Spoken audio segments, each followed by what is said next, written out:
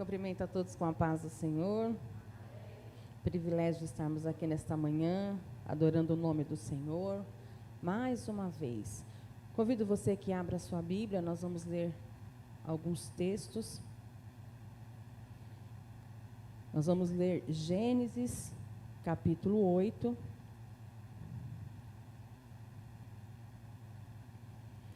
Gênesis, capítulo 8, versículo 20 e 21. Vai dizer assim: edificou Noé um altar ao Senhor, e tomou de todos os animais limpos e de toda a ave limpa, e ofereceu holocausto sobre o altar. E o Senhor cheirou suave, e disse o Senhor em seu coração: não tornarei mais a amaldiçoar a terra por causa do homem, porque a imaginação do coração do homem é má, e desde a sua meninice nem tornarei mais a ferir todo vivente como o fiz. Agora convido você que vá até o livro de Gênesis, capítulo 22.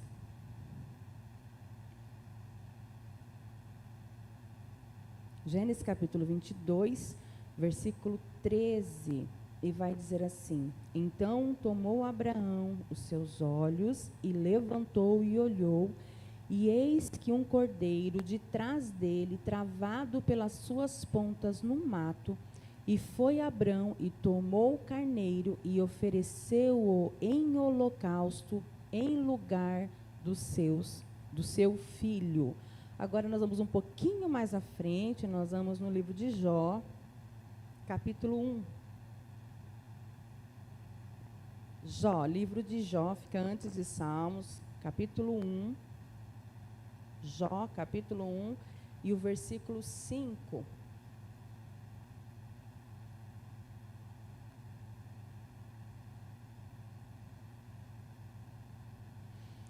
Amém? Sucedeu, pois, que, tendo decorrido o turno de dias de seus banquetes, enviava Jó e santificava, e se lembrava de madrugada, e oferecia holocausto segundo o número de todos eles, porque dizia Jó: porventura pecaram meus filhos e blasfemaram de Deus no seu coração. Assim o fazia Jó continuamente. Amém? Você pode tomar o seu assento. Quero fazer alguns agradecimentos hoje, porque à noite o culto já é um pouquinho mais corrido. Então, quero louvar a Deus, queridos irmãos, mais uma vez, pela vida do pastor dessa igreja, pastor Samir, juntamente com a sua esposa, a pastora Letícia, também pastor Jair, muito obrigado pelo carinho, pela recepção. Deus abençoe a vida dos obreiros dessa igreja. Também não poderia esquecer de agradecer a Deus pela vida do irmão Oswaldo e a irmã Marta, onde estiveram levando para almoçar, nos buscou no hotel, levou à noite. A irmã Cíntia hoje esteve lá também nos buscando. E louvamos a Deus pela recepção dessa amada igreja, pelo carinho de vocês. Nós andamos bastante, irmãos, e não é todo lugar que somos tão bem recebidos. Às vezes as pessoas acham que o pregador está vindo, é obrigação dele. Mas eu quero dizer para você, nós também somos seres humanos. E às vezes nós chegamos abatidos, às vezes chegamos num lugar destruídos por algumas coisas que passamos, porque a vida não é fácil, são labutas todos os dias. E às vezes um abraço, uma palavra já acalenta o nosso coração. E também não podia deixar de agradecer a irmã Dilma por todo carinho, pela sua família, a irmã Iones, prazer em rever a irmã Cláudia, Deus abençoe, amiga querida. Eu costumo dizer que por onde passo procuro fazer uma irmã de oração. E a irmã Cláudia é uma delas, tenho certeza que ela me carrega no joelho. Então, nós também estamos sustentados, às vezes, pelas orações dos irmãos, porque sozinho nós não fazemos nada. Também quero trazer a saudação mais uma vez do pastor Éder. Falei com ele hoje de manhã que estava chegando no aeroporto, perdeu a mala. Ele falou: não sei o que eu vou fazer, perdi a mala, tenho compromisso às 8 horas. Eu falei: não tem problema não, nós vamos orar, essa mala vai ser achada. Nós estávamos saindo do hotel, quando foi agora ele mandou mensagem: já achei a minha mala. Falei: amém, amém. E a preocupação não era ter perdido a mala, é que à noite ele tem compromisso, precisava do terno, da gravata. Essa era a preocupação dele. E também trazemos a saudação do nosso pastor local, lá em São Paulo, em São Caetano do Sul, setor 117, pastor Valdevino, e também trazemos a saudação do nosso pastor presidente, pastor José Wellington, receba em nome de Jesus. Eu sempre ando com um guarda-costas, irmãos. Quando eu não posso andar com meu esposo, nós fazíamos revezamento. Como tem 3 filhos homens, cada vez que eu saía, era um que saía. E a ordem do meu esposo era, cuida bem da sua mãe. E eles fazem com muito carinho. E o meu filho Tiago, Deus abençoe ele. Queridos, nesta manhã é uma manhã missionária. E eu prezo muito pelos cultos, pelos temas. Meu esposo dirigiu igreja há mais de 20 anos e nós sabemos quanto é difícil. Às vezes nós oramos, pedimos a Deus um tema, temos uma organização e às vezes essa organização não é cumprida. Então hoje de manhã, como é uma manhã missionária, nós vamos falar sim sobre o tema, mas eu quero trazer uma palavra mais evangelística, na verdade um ensino. Hoje eu vou diminuir a marcha do nosso carro, ele vai na marcha mais lenta, para que as irmãs entendam o que Deus quer falar com vocês. Nós estamos vivendo o tempo, irmãs. Deixa eu só fazer uma pergunta. O culto está sendo gravado, né, pastor? Está passando ao vivo. Então tá bom. Nós estamos vivendo um tempo, irmãos, que o diabo, ele nunca chega e passa a rasteira de uma vez. Ele vem devagarzinho com um sapatinho de algodão. Para que o diabo implante uma semente na sociedade, na vida das pessoas, e essa semente venha a germinar, e ele tenha o resultado que ele quer.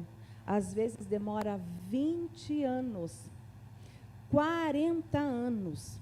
A Bíblia fala de uma geração na Bíblia tinha mais ou menos 40 anos, então a cada 40 anos era uma nova geração. Nos nossos dias atuais, uma geração não chega a todo esse tempo. Por quê? Por causa do tempo de vida que nós temos hoje. Em média, o brasileiro, agora um pouco mais adiantado, ele está vivendo aí 80 anos. Meu avô morreu com 84 anos, o meu avô por parte de pai. Então, o brasileiro está tendo uma longevidade maior. O que está acontecendo? As nossas igrejas, as pessoas estão ficando o quê? Idosas. Daqui 10 anos, irmãos, se nós não tomarmos cuidado, se nós não começarmos a trabalhar agora, daqui 10 anos nós teremos uma geração idosa na igreja, mas não temos essa troca dessa geração nova. Presta atenção e faça uma análise. Quantos jovens tem aqui? E se esses jovens que congregam aqui, se eles são novos convertidos ou se eles são filhos de crentes? Nós não temos esse ciclo de salvação de almas e principalmente na idade da adolescência e na idade dos jovens. Geralmente são os nossos filhos que crescem na igreja, nascem, crescem, casam, aqui ficam, aí tem filhos de novo e a geração ela vai indo assim. O problema maior é que muitas vezes os nossos filhos, na idade da adolescência, eles saem da igreja. Eles vão para o mundo. E aí a igreja, olha só o que o diabo faz. Aí a igreja, porque a igreja é formada por nós crentes. Aí a igreja vai orar com foco em quem, irmãos? Se eu tenho um filho que está desviado, que está afastado da igreja, o meu foco é orar para a salvação de quem? Do meu filho. E automaticamente eu acabo esquecendo do filho dos... Não é que isso é uma regra, mas geralmente é assim. A nossa preocupação maior é no nosso foco, no nosso problema. Então a gente esquece de orar pelo vizinho, esquece de orar pelo filho da irmã, esquece de orar pela pessoa que você nem conhece. Eu morei aqui em Maringá há 2 anos. A irmã Cíntia falou que eu já vim pregar aqui, só que eu não lembro. Não lembro disso. Mas eu morei aqui 2 anos, faz mais ou menos 8 anos atrás. Quando eu cheguei aqui em Maringá, uma pessoa crente falou assim para mim, não, você tem que tomar cuidado, os meus filhos eram crianças e adolescentes, e essa irmã falou para mim assim, irmã, cuidado, porque todos os jovens que chegam de fora aqui em Maringá, eles caem no mundo das drogas. Olha a palavra que essa irmã lançou. Na hora que ela disse isso, eu comecei a repreender em pensamento.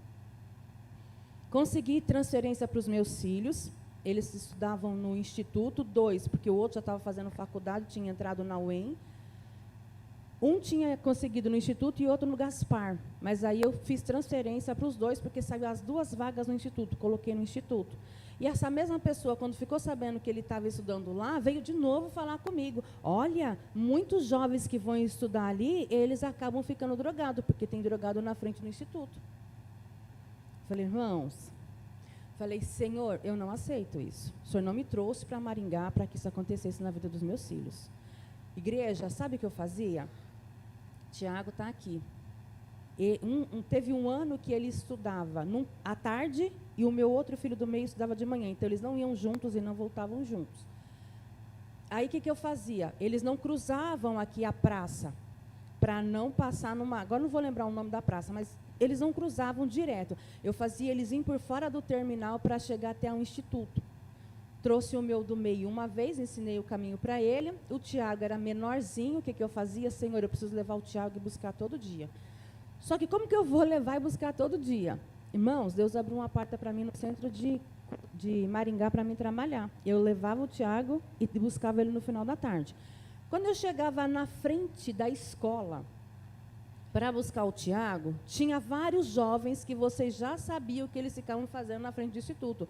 Queridas, eu descia, sem brincadeira, e ficava andando de um lado para outro na frente do instituto, com as mãos levantadas e repreendendo toda a potestade maligna sobre a vida daqueles jovens que estavam lá. Eu não orava só por ele, eu orava por todos os filhos das mães que estavam ali, repreendendo esse principado que estava sobre aquele lugar. 15 dias depois eu comecei a ver viaturas toda hora parada na frente da escola. Na frente da escola. Eu quero dizer para você nessa manhã, Deus te deu autoridade.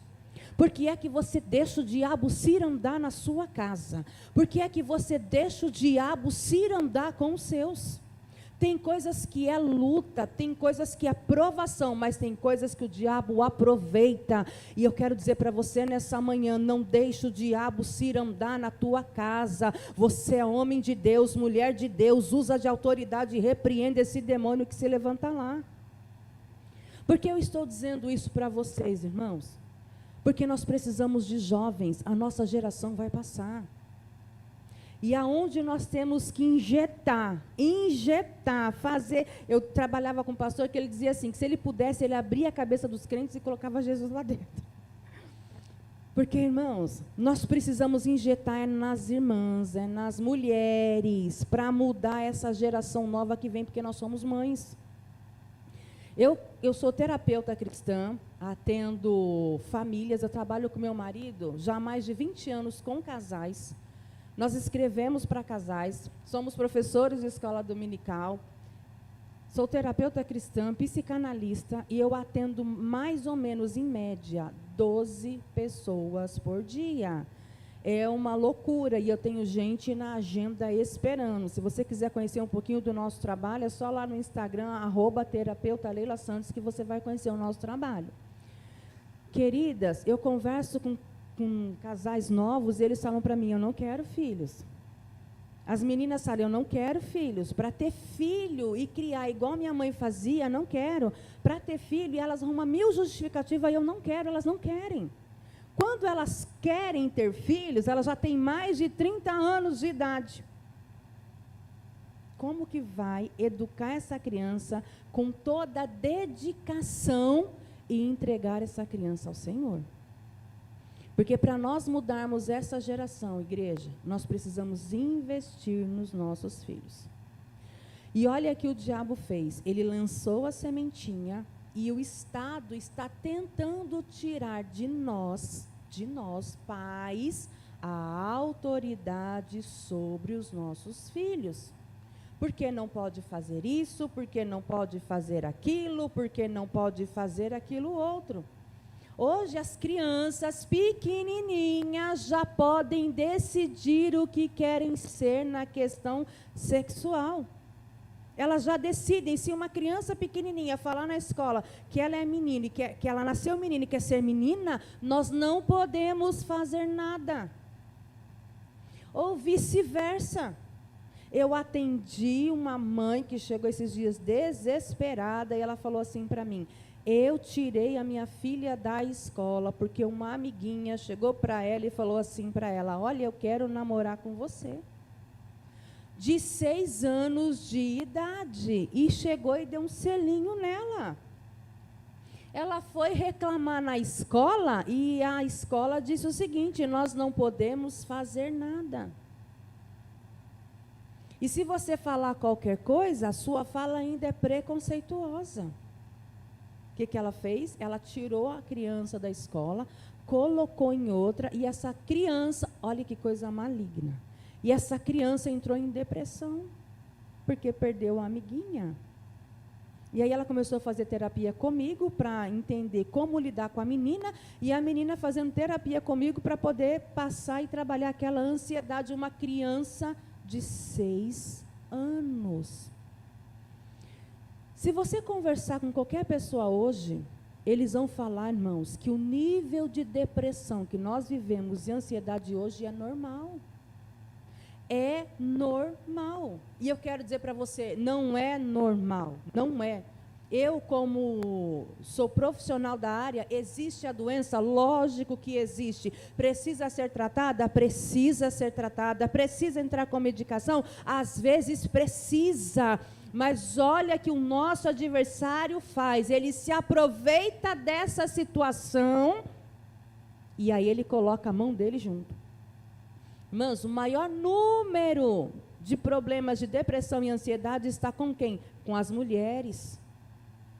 As mulheres têm tendência a ser mais depressiva e ter problema de ansiedade do que os homens. De 10 pessoas que eu trato de ansiedade e depressão, 7 são mulheres, 3 ou às vezes 2 é homem. Onde eu quero chegar? Quando nós olhamos para o livro de Isaías, capítulo 54, o texto vai dizer o seguinte: batem bem forte as vossas estacas, esticam bem as cordas, não impeça que essa tenda cresça. Deus ali, através de Isaías, de uma forma simbólica, estava trazendo uma palavra simbólica para o povo de Israel. Só que por que Deus usou aquela metáfora? Porque a obrigação, literalmente, de bater estacas, levantar tenda, não era dos homens, era das mulheres.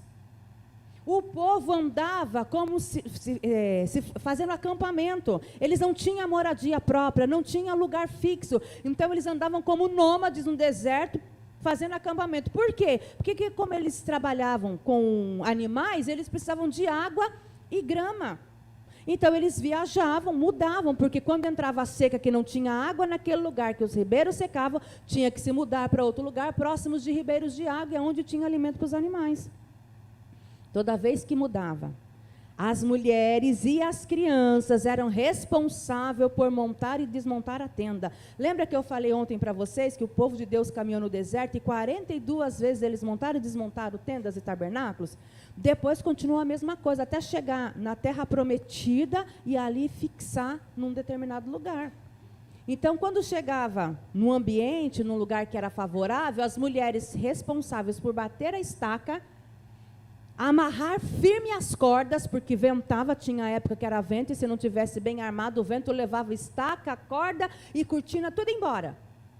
E era obrigação das mulheres ensinar as meninas a cuidarem da casa e os meninos ajudarem a montar as tendas. Quando eles chegavam a determinada idade, os pais levavam as crianças, os meninos, para caçar. Então o homem tinha a obrigação de trazer a provisão para dentro de casa. E as mulheres armar e desarmar a tenda, obrigação por cuidar da tenda, fazer a alimentação e a educação das crianças. E hoje não mudou muito, ou pelo menos não era para ter mudado, nessa questão de obrigação. Só que agora eu falo para vocês, uma mulher que está doente emocionalmente, ela tem condições de cuidar da casa, trabalhar fora e educar os filhos? Não tem. Se a condição financeira dessa família não é o suficiente só para o marido trabalhar, a mulher precisa trabalhar, ela vai abrir mão do quê para ela poder trabalhar? Dos filhos, porque os filhos ou vão para a escola, para a escolinha, ou vão para a creche, ou vão ficar à mercê do cuidado de outras pessoas, ou vai ficar dentro de casa sozinha, ou vai ficar dentro de casa sendo cuidada por irmãos mais velhos. E é aí que eu quero chegar. O diabo tem deixado as mulheres doentes. Eu quero deixar bem claro, por isso que eu perguntei, porque está sendo gravado. Não é que eu sou contra, por isso que eu expliquei aqui a minha profissão, porque depois eles usam a nossa fala nas redes sociais, gravam e depois querem vir contra nós. Por isso que eu especifiquei bem a minha profissão. Eu tenho plena convicção de que as pessoas ficam doentes. Mas nós estamos vivendo num tempo onde a cobrança através da mídia é tão grande que a gente entra na mídia e fica se comparando. O carro do vizinho, a roupa da pessoa, o passeio que fulano fez, aonde a pessoa estava, se aquela pessoa está, eu também preciso. Aí, ó, trabalha, corre atrás de uma coisa fútil, atrás de uma coisa material. E o seu maior bem está sendo prejudicado, que é a sua família. Irmãos, uma certa vez eu estava pregando numa igreja e uma irmã chegou no final do culto, ela viu que eu tinha 3 filhos, ela falou assim, 2 já casados, ela falou assim, quando que você começou a se preparar para ser sogra e para os seus filhos sair de dentro de casa? Eu falei, desde quando eles nasceram. Principalmente porque são homens. Ainda falei para ela, se eu for uma boa sogra, eu vou ter o meu filho depois de casado 30%, porque 70% é para a família da esposa, isso é uma regra. Se eu for uma boa sogra, se eu for uma péssima sogra, não vou ter nada. E ainda disse para ela, quem não tem nora, não tem neto, porque quem gere e carrega a criança na barriga é a nora. Então, se você quer ter neto, trate a sua nora com carinho. E faça a transferência, porque agora não é você, agora é ela. Tira você desse primeiro lugar, e agora quem entra é a nora. A nora tem que entrar em primeiro lugar. Se der tempo, o seu filho manda mensagem para você no dia. Se der tempo, ele te liga. Não mandou no dia, e nem se prepare para a semana. Quando o seu filho casar, já se prepare para ele ficar 30 dias sem mandar mensagem para você. Aí as mulheres ficam doentes, deixa as noras doentes, deixa neto doente, mas nesta manhã nós vamos repreender esse demônio. Deus está dizendo para você, libera o teu filho, irmã, deixa ele seguir a vida dele. Eu estou falando de menino porque as mulheres têm concorrência com a nora. Meninas também, as meninas casam e a mãe fica todo dia em cima, porque que você não mandou mensagem? Você não me veio me ver, você não vê isso. Irmã, ela tem a vida dela, ela tem a casa dela, quem casa quer casa, pelo amor de Deus. Gente, vou falar para vocês, o ranking é assim, primeiro lugar, no topo da lista, não é abuso. O topo da lista são mulheres que me procuram, que têm mães manipuladoras. É a doença do século. Não larga do meu pé. Eu tenho uma paciente que ela fala assim para mim, olha, a minha mãe é assim, ela manda mensagem para mim, eu não respondo, ela manda mensagem para minha irmã do meio, a minha irmã não responde, porque ela é caçula. Manda mensagem para a irmã mais velha, não responde, ela manda mensagem para o marido que está trabalhando. Só porque ela não visualizou a mensagem, ouviu o bendito dos 2 pontinhos azul e não respondeu. Gente, olha só, quando esse negocinho aqui tem deixado a vida das pessoas, tirou o equilíbrio emocional, acha que tem que ser respondido na hora. Meu Deus do céu, a gente trabalha, a gente tem o que fazer na vida. Um doente gera o outro doente, que gera o outro doente. Deus, nessa manhã missionária, está dizendo para você, a tua obrigação é levantar altar pelos seus filhos. O Jacó, o Abraão levantou o altar para Isaac. Aí nós vamos ver Jó levantando 10 altares para cada filho. Aí nós vamos ver aqui que o Noé levanta altares pelos seus filhos e pelas suas noras, quando o dilúvio passa e ele pisa em terra seca. E a Bíblia diz que quando eles pisam em terra seca, Deus deu uma ordem que era para os 3 filhos de Noé seguir caminho, porque da descendência dos filhos de Noé, nós temos toda a linhagem, todas as nações e todos os povos da terra. A terra não tinha ninguém, irmãos. Quando o dilúvio vem, só sai da arca Noé, a esposa, os 3 filhos e as 3 noras, cada um segue o seu caminho. Deus está dizendo para você, para a gente mudar essa geração, para nós termos crianças, jovens e adultos sarados na nossa igreja, nós precisamos liberá-los. Tem mãe que fala para mim, eu não vou orar pelo meu filho, sabe por quê? Ele não me liga. Não vou orar pela minha filha, sabe por quê? Ela não me liga, ela esqueceu de mim, ela não me convida para o almoço. Eu vejo ela lá na rede social, almoçando na casa de fulano, na casa de ciclano, e eu estou em casa sozinha. Não quer ficar sozinha? Cria sua rede de apoio. A rede de apoio dos seus filhos é uma, a sua é outra.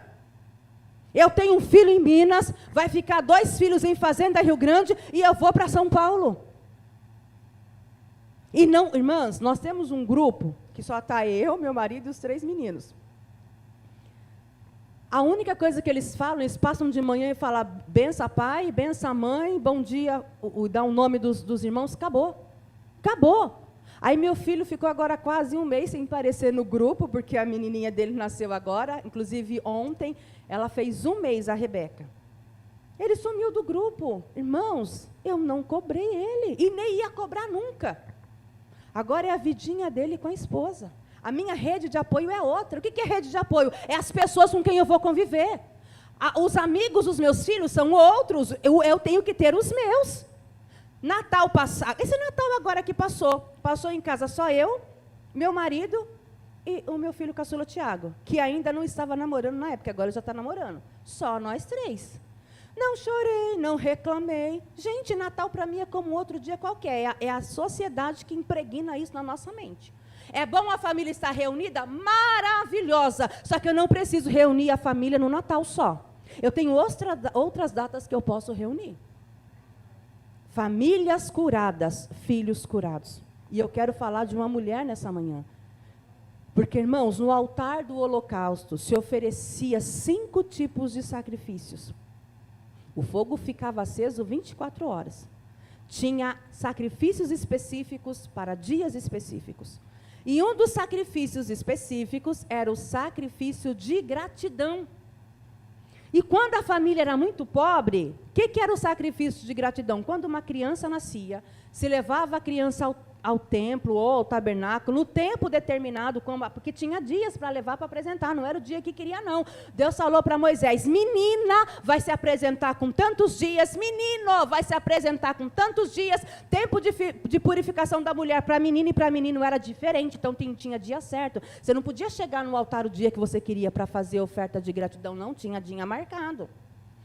Ana chega ao Senhor, ao tabernáculo, para apresentar Samuel com a sua oferta de gratidão. Quem era mais pobre, apresentava oferta de gratidão com 2 pombinhas. Foi o que Maria e José fez, quando foi apresentar Jesus no templo, porque eles eram pobres. E os pobres só tinham condições financeiras para apresentar 2 pombinhas. E foi isso que Maria e José trouxe quando apresentou Jesus. Diante do altar. Irmãos, Ana foi um exemplo para nós. Eu não vou dizer para vocês, porque tem muita gente que prega dizendo que Ana estava com depressão. Eu não vou dizer isso, porque seria muita leviandade da minha parte dizer isso. Mas que ela estava num momento depressivo, que era diferente. Depressão é uma coisa, um momento depressivo é outro. Porque a Bíblia vai dizer que Ana estava sem comer. Ana chorava dia e noite, porque Penina ficava no pé dela. Hoje, as pessoas quando passam luta, irmã Cláudia, elas acham que elas vão morrer. A luta para elas é para a morte. A luta para elas é vergonha. A luta para elas é para poder jogar numa cama. Irmãs, as nossas lutas e as nossas batalhas são marcas que nós carregamos, que é para servir como troféu, irmã Cláudia, irmã Iones, irmã Dilma. As mulheres hoje não veem isso. Se espiritualmente eu pudesse mostrar para vocês as marcas que eu carrego nas minhas costas, eram muitas. Meu marido dirigiu a segunda igreja, nós passamos tanta prova, nunca passei tanta prova naquele lugar. Eu tinha 25 anos na época. Aí Jesus manda uma pessoa na igreja e falei, hoje vem uma palavra de refrigério. A irmã vira para mim e para o meu esposo e fala, a prova vai passar, porque prova tem fim, mas as marcas vocês vão carregar para o resto da vida. Não veja as marcas como algo ruim, mas é experiência para vocês carregarem o resto da vida. E eu tenho todas elas aqui. Sabe como eu carrego as minhas marcas? Como troféu de vitória. E não como doença para me colocar na cama.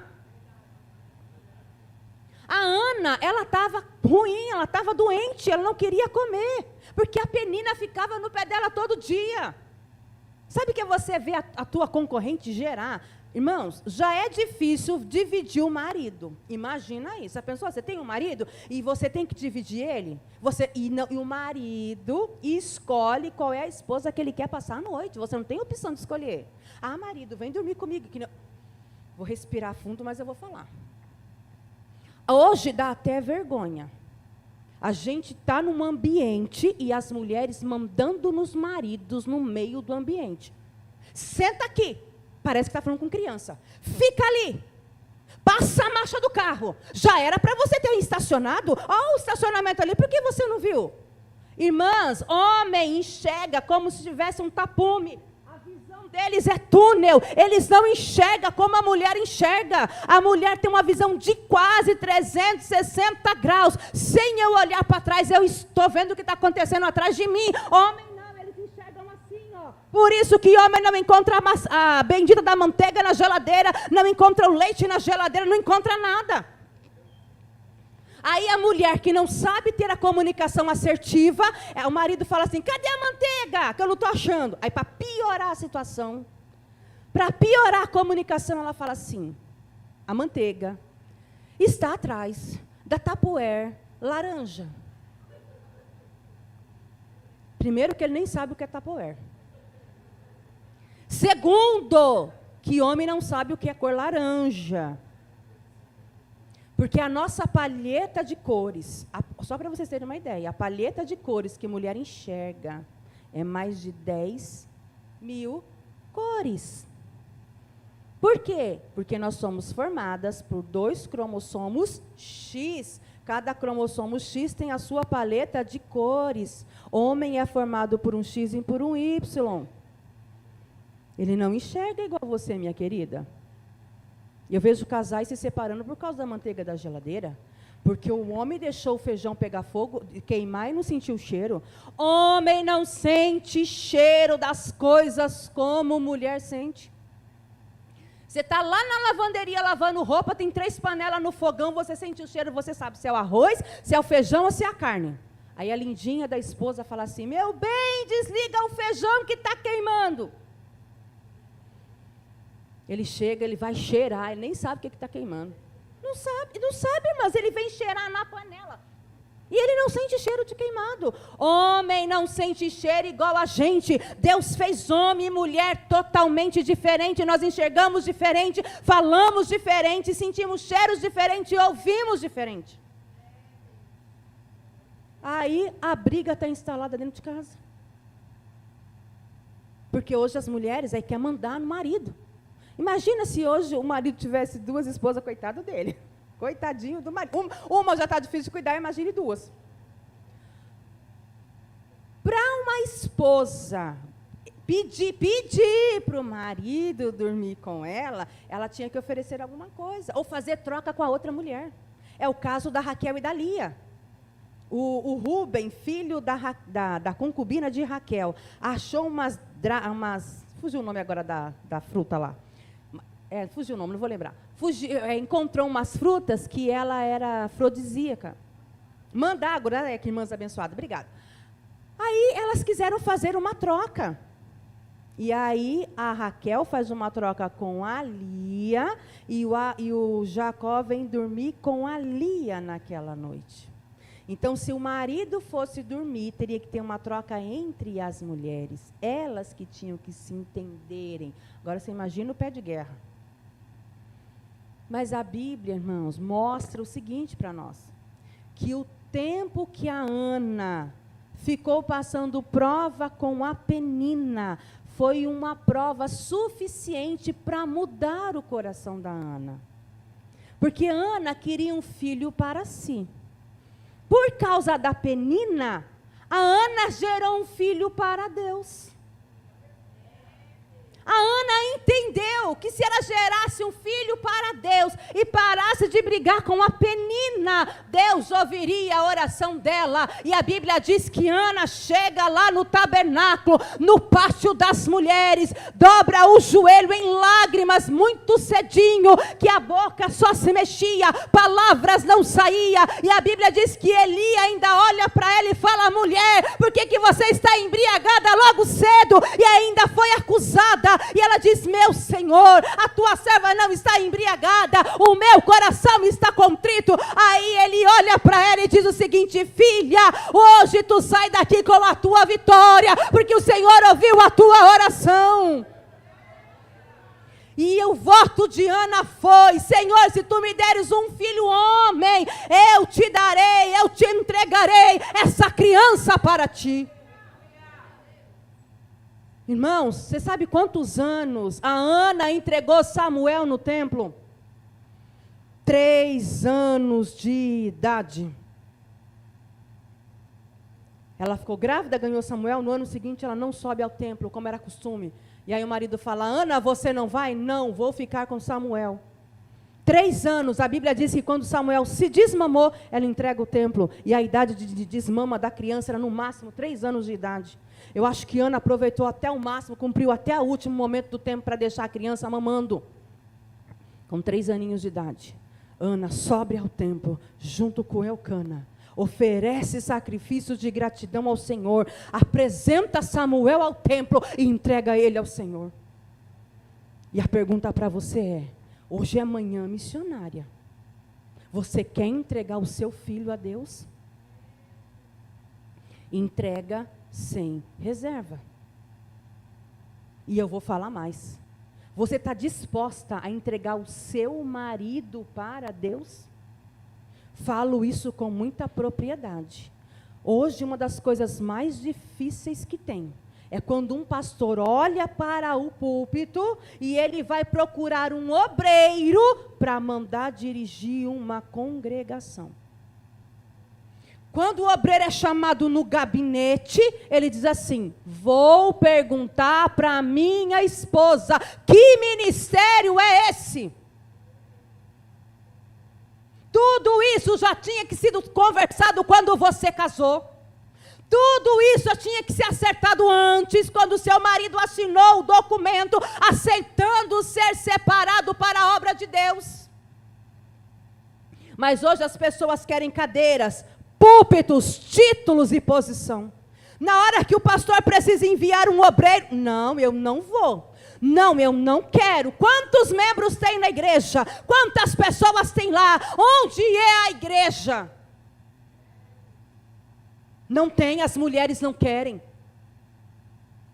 Deus está falando para você nessa manhã: você quer entregar o seu filho para Deus? Você quer entregar o seu marido para Deus? Depois vem no gabinete pastoral chorando: pastor, ora pelo meu casamento, ora pelo meu marido. Eu não estou dizendo que toda dificuldade que a gente passa em casa tem base nisso, mas muitas vezes é Deus te apertando para você fazer a obra, minha querida. Sai dessa zona de conforto para que você vá fazer a obra de Deus chora, os campos missionários estão chorando, e a igreja sentada, muito bem confortada, de braços cruzados aqui.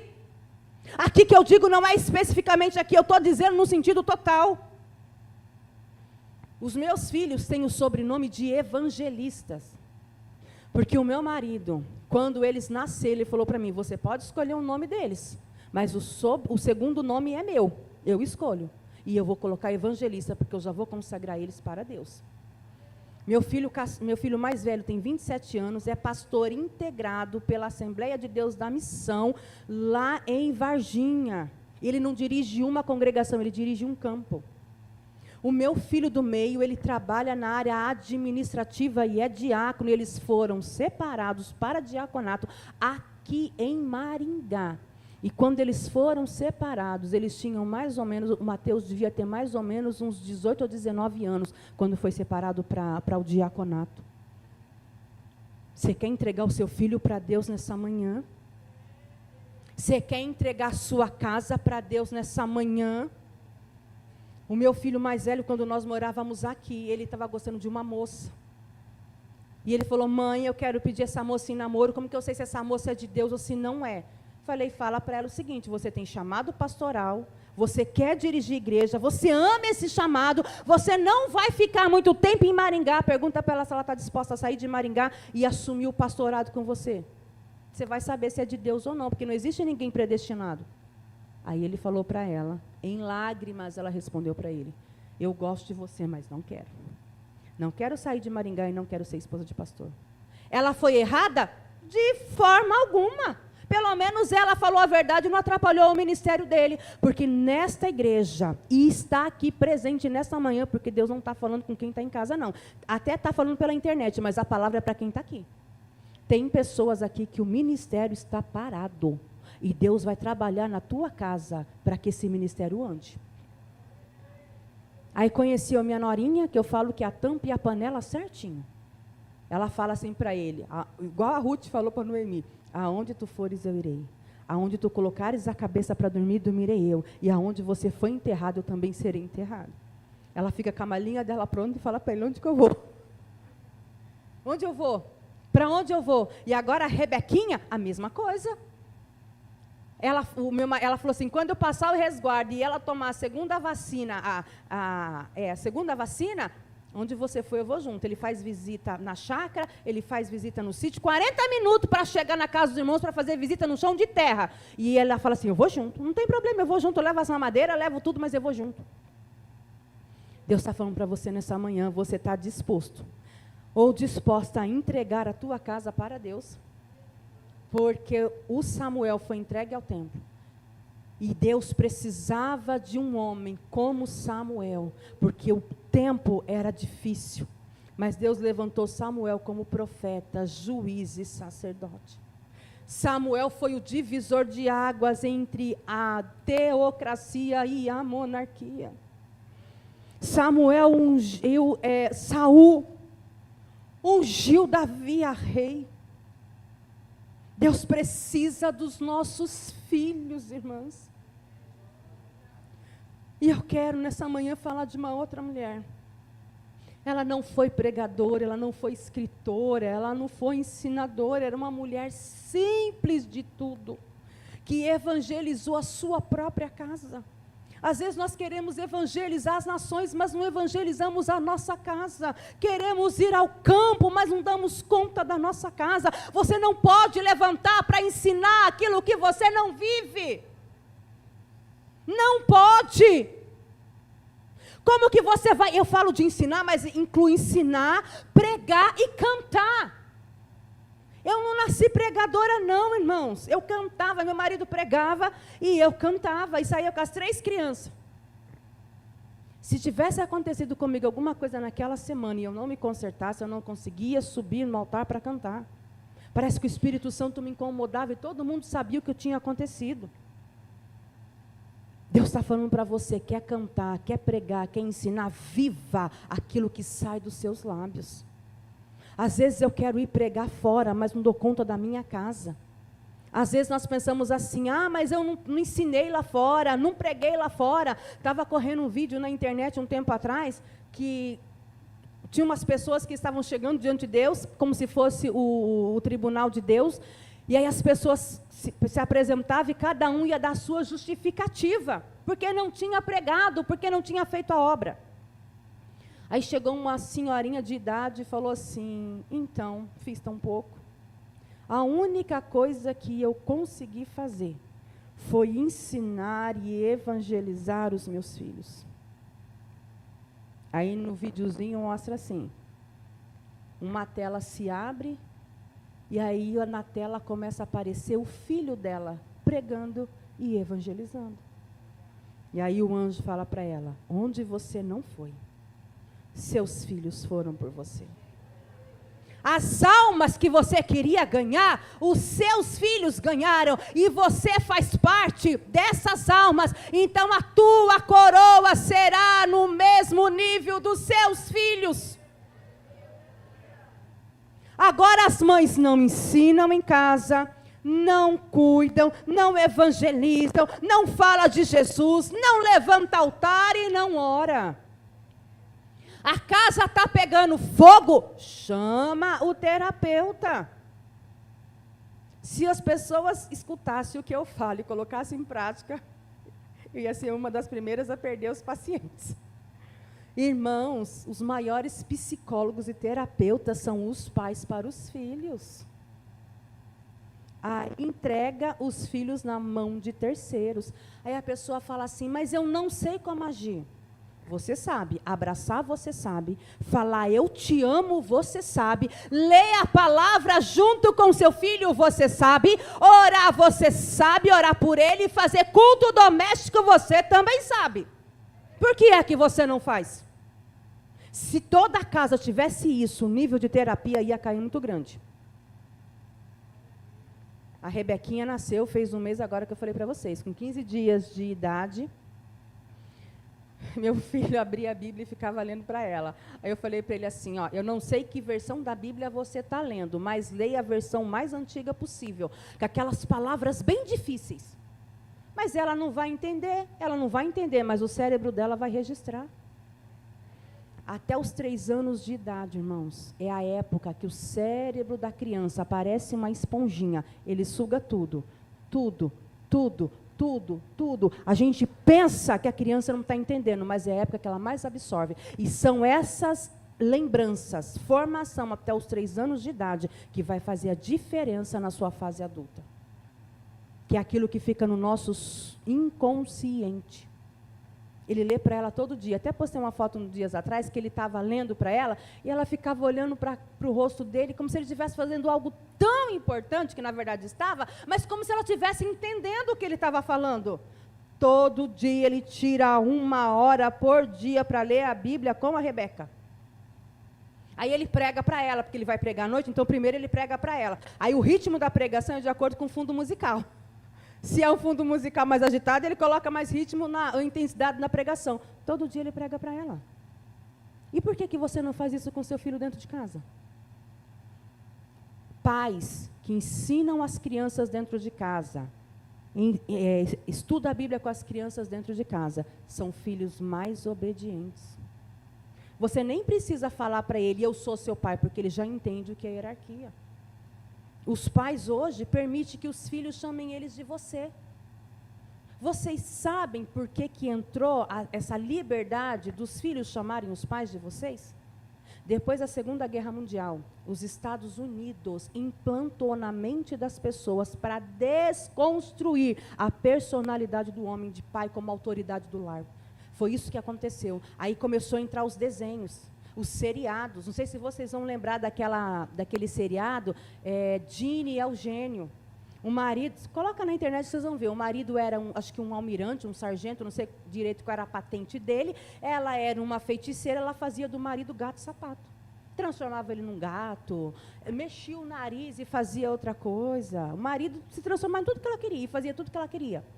Depois entrou os Flintstones, aonde o Flintstones era aquele pai robusto, todo cheio de autoridade, mas quando ele chegava em casa, a porta da casa estava fechada. Ele tinha que gritar, Vilma, que a Vilma estava dentro de casa com a porta fechada. Aí quando abria a porta, não era a Vilma que ia receber o marido, era o cachorro, que era um dinossauro, maior do que o Flintstones. Quando ele chegava, ele pulava no peito do Flintstones e derrubava ele no chão. Um pai palhaço, que perdeu toda a autoridade. E junto nesse desenho tinha o Barney e a Beth. Quem carregava no colo era a Beth, que carregava o marido, desconstruindo a ideia do marido de autoridade, chefe da casa, e tirando dele a responsabilidade de homem. E a gente assistia e ainda dava risada. Por quê? Lembra da sementinha que eu falei? O diabo lançou devagarzinho na nossa mente. A gente sentava na frente da televisão, via o seriado, via o desenho, dava risada. É aí quando a gente começou a ver na rua homens maltratarem as mulheres, os papéis serem invertidos, a gente começou a achar que era normal. Deus está falando para você nessa manhã missionária, não é normal, Bíblia continua sendo Bíblia, princípios bíblicos continua sendo princípios bíblicos. Aí começou a sair o Senhor, porque perdeu a autoridade, agora é você, pai e mãe é você. Quando você permite que o teu filho te chame de você, pai e mãe, está dizendo, nós somos iguais, não tem limite nem diferença entre eu e o filho, pode fazer o que você quiser. Você está dizendo isso para ele. Já avisei os meus filhos, pode chamar eles de você, mas eu como vó quero ser chamada de senhora. Os meus alunos em sala de aulas, porque eu dou aula há muito tempo, eles queriam me chamar de você, eu falei, não, é senhora. Não, mas você é muito nova, não importa quantos anos eu tenho, em sala de aula eu sou autoridade, quero ser chamada de senhora. Tinha limite, aí o aluno para falar comigo já pensava 2 vezes, senhora, tudo bem senhora, agora hoje é você para lá, você para cá, coloca o dedo no nariz do pai, responde, dialoga, bate boca. Esses dias atendi uma mãe, um menininho de 6 anos, irmãos, ele simula que ele está doente, que ele tem febre, que ele não quer ir para a escola, simula. Aí a mãe dele falou assim, ela falou assim, Leila, o que eu faço? Falei, fala para ele que ele vai, ponto final, você é a mãe e acabou. Não tem que ficar dando explicação para ele, criança de 6 anos, não se dá satisfação, é ordem e acabou, ponto final. Ela fez, levou ele na escola, aí ele voltou da escola, olha o que ele falou para ela. Nossa mãe, você é adulta, né? Como que um adulto manda uma criança doente para a escola? 6 anos ele tem. E a gente deixando as coisas andarem soltas. E para encerrar, é essa mãe que eu comecei a falar e vou dar continuidade. Ela não era pregadora, irmãs. Morava na roça. Sabia ler e escrever muito pouco. Mas diz a história.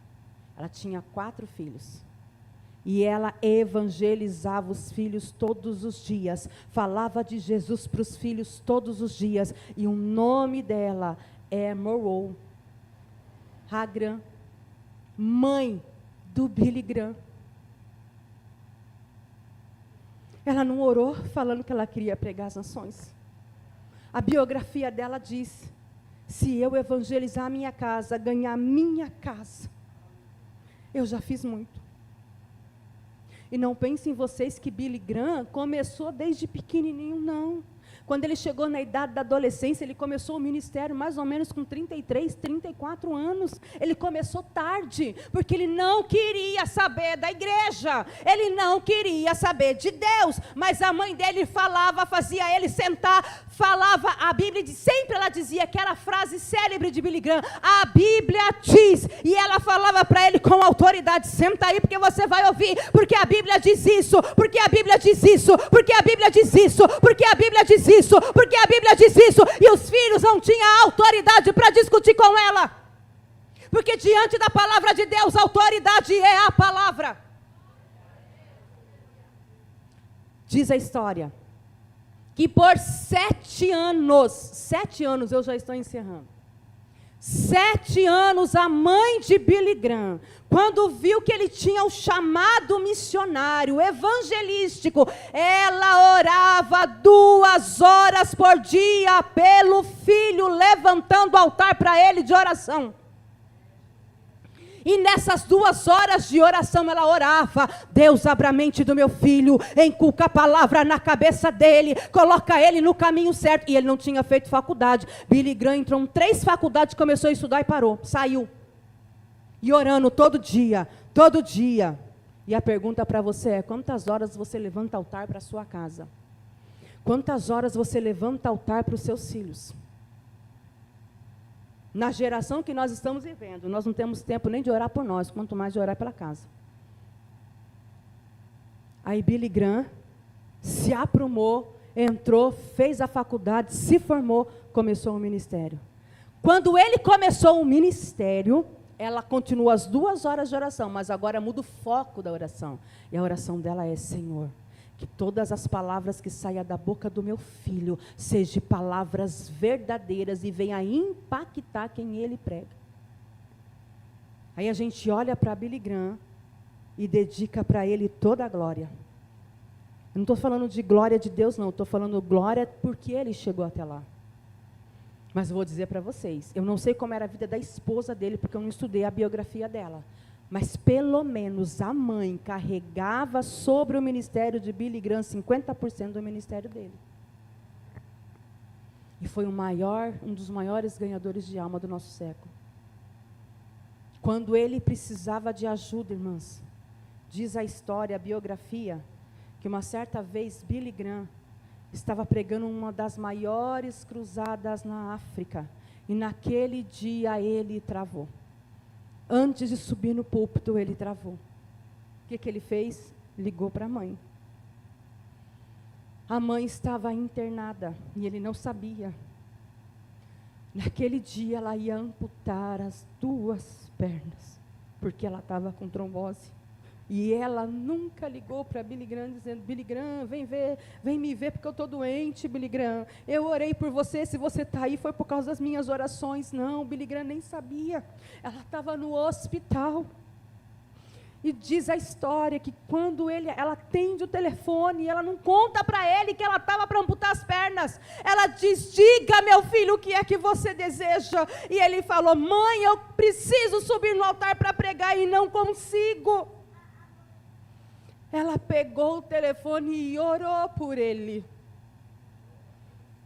E depois ela escreveu aquela célebre frase tão linda, que ela diz o seguinte: Deus não nos confortou para ficarmos confortáveis, mas para confortar a vida dos outros.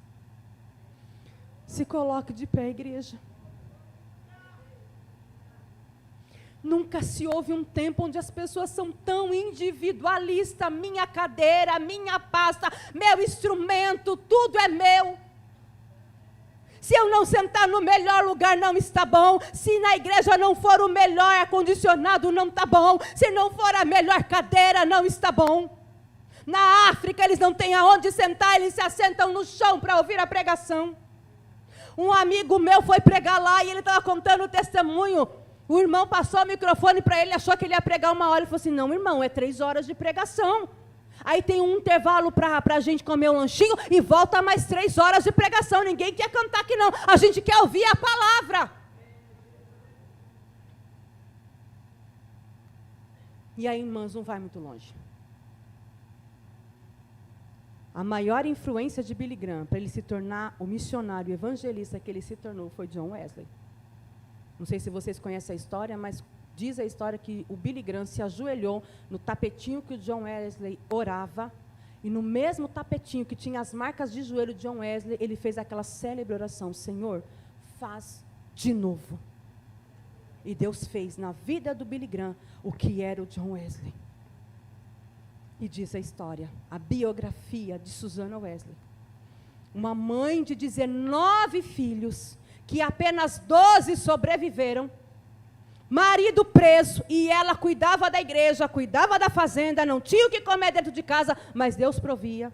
Tirava 1 hora de devocional por dia com Deus, 1 hora para cada filho durante a semana. Cada filho tinha 1 hora com a mãe. E o horário do John Wesley era todas as quintas-feiras às 14 horas. John Wesley cresceu, foi para o campo missionário e ele trocava cartas com a mãe. Diz a história que até a forma de pregar e o modelo de esboço de John Wesley era igualzinho à mãe. E o John Wesley escreveu uma carta dizendo assim para ela: mãe, eu sei que todas as quintas-feiras às 14 horas era a minha hora com a senhora. Hoje eu estou longe, mas reserve esse horário ainda para mim. Dobra os teus joelhos às quintas-feiras, às 14 horas. Aonde a senhora está aqui, eu vou dobrar aqui. Nós não estamos juntos no físico, eu não posso te apalpar, não tenho o teu carinho, o teu abraço. Mas eu sei que essa senhora dobrar o joelho aí em espírito, nós estaremos unidos. E eu preciso da tua cobertura de oração. Isso que é um filho confiar numa mãe. Será que quando o teu filho está com problema, ele te procura? Será que quando o teu filho está com problema, ele te manda uma mensagem? Ou ele se tranca dentro do quarto e lá fica? Nós não estamos com os nossos filhos perdidos na rua. Nós estamos com os nossos filhos perdidos dentro do quarto. E eu estou escrevendo um livro sobre filhos perdidos dentro do quarto. Chega na hora de comer, o filho faz o prato, corre para o quarto. Pega o café, corre para o quarto. E os pais deixam. Irmãos, foi feito um estudo nos Estados Unidos. As crianças mais inteligentes, as crianças que ganharam prêmio Nobel depois de adulto, foi as crianças que mais passavam em comunhão com os pais ao redor da mesa. Hoje não se faz mais mesa para refeição, quanto mais orar. E eu quero orar por você. Se você quer entregar o teu filho aos pés do Senhor, vem à frente. Que nessa manhã missionária, você possa entregar o teu filho, o teu marido e dizer: Senhor, faz dele o que tu desejas conforme a tua vontade. Meu tempo já foi, eu preciso orar. Se você quer entregar o seu filho, sua casa, vem à frente. Hoje é manhã de entrega. É manhã de você fazer como fez Abraão, dedicar sua casa, seu filho ao altar de Deus. Ah, irmã, eu não tenho filho, então entrega seu neto, entrega seu marido. E a entrega é assim: para onde Deus mandar, ele vai. E Deus vai levantar aqui nesta igreja obreiros, homens cheios para pregar a palavra, dirigentes de igreja, diáconos cheios do Espírito Santo. Deus vai levantar filhos e enviar ao campo missionário. Que nessa entrega, sem reservas, entregue ao Senhor. Mude a dinâmica da tua casa e você vai ver o que Deus vai fazer lá. Eu oro para Deus da vitória, mas não muda a minha vida. Deus está falando para você: ore com seus filhos, tire seus filhos do quarto, mas ele não sai. Atendi uma mãe esses dias, a mãe falou para mim assim: ah, você não sabe, meu filho tranca a porta do quarto, ninguém entra. Falei: você está brincando comigo? Mãe, arranca a porta do quarto.